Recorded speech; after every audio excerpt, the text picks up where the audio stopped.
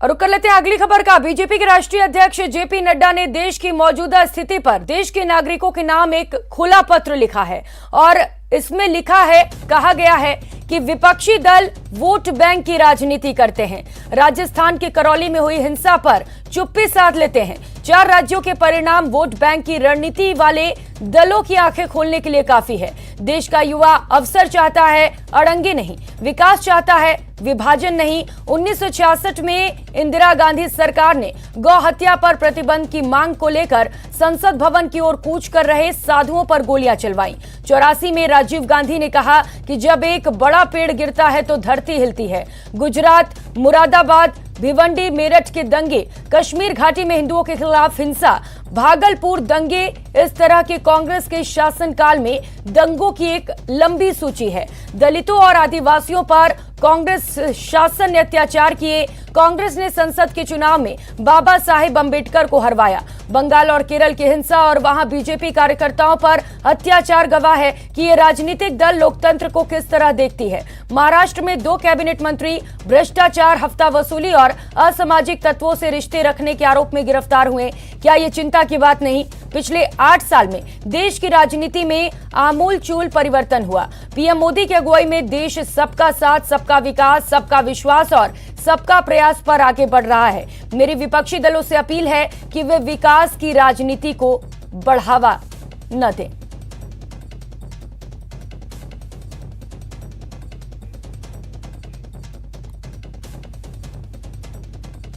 तो ये ट्वीट आपको टीवी स्क्रीन पर दिखा रहे हैं।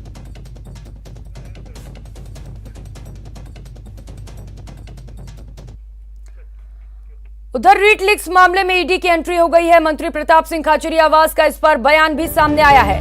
उन्होंने कहा है राजस्थान सरकार केंद्र की आंख की किरकिरी बनी है। राजस्थान सरकार टारगेट पर है। हम राजनीति में लड़ने से डरते हैं, ना मरने से। हिंदुस्तान में विपक्ष की जहां भी सरकारें हैं वहां पर ऐसी कौन सी सरकार बची है जहां ईडी नहीं पहुंची? सब जगह ईडी पहुंच गई। ये पहले से तय था कि केंद्र की बीजेपी सरकार की आंख की किरकिरी बनी हुई है राजस्थान की सरकार। अब राजस्थान की सरकार तो हमले के टारगेट पर है और आप इस बात को जानते हो।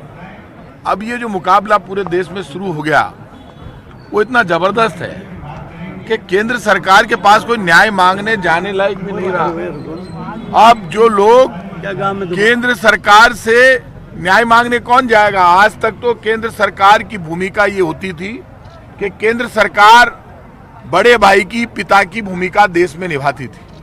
पहली बार ऐसा हुआ है जब लोग जिनसे उम्मीद करते हैं न्याय की, वो खुद अपनी संस्थाओं को राज्यों में भेजते हैं, इंटरफेयर करते हैं। राजनीति में जब आए हैं तो राजनीति में ना लड़ने से डरते हैं, ना मरने से डरते हैं।